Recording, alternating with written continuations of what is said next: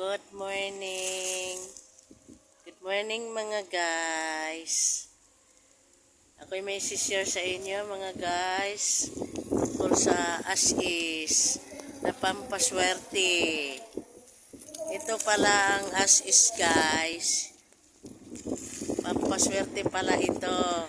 Hindi lang ito pang as-is ng kaldero, ng puwit ng kaldero, at ito pala ay ginagamit sa pampaswerte. Pwede kayo maglagay nito guys ng as-is sa puwit, ay sa pumali-mali na ako.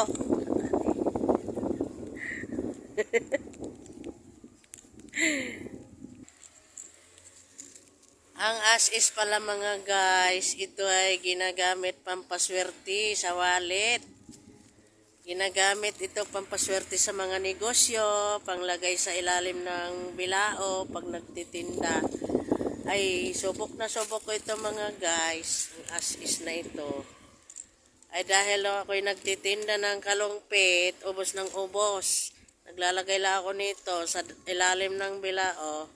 Pinaipitan ko ng sako sa ilalim ng bilao. Ay kahit ang kalungpit ko'y basa-basa, ay nabibinta, ay ubos ng ubos. Nung araw, nagtinda ko ng mga kalungpit sa Nasugba, ay nakakaganang magtinda talaga dahil ubos ng ubos. Ay ang as-is parang ina-as-isan ang kanila mga puwit mga guys. Ay gustong gusto nila ng ang kalungpit. Ang as-is ginagamit din ito pang as-is sa puwit ng kaldero. Ginagamit sa paglilinis ng mga plato. Ito ay noong araw ginagamit din ito sa probinsya namin. Do sa Negros Mandapaton, Ayala, Libertad, Negros Oriental. Ina-as-is sa mga dish doon.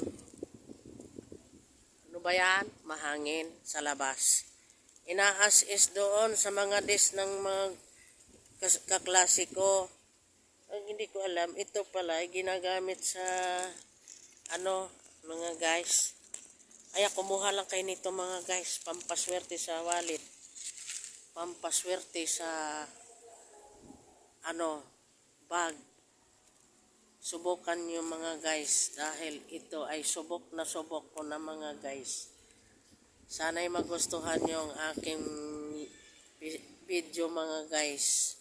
Paki-like and share, comment sa aking YouTube channel, si Tati Bilab. Thank you guys. Thank you for watching.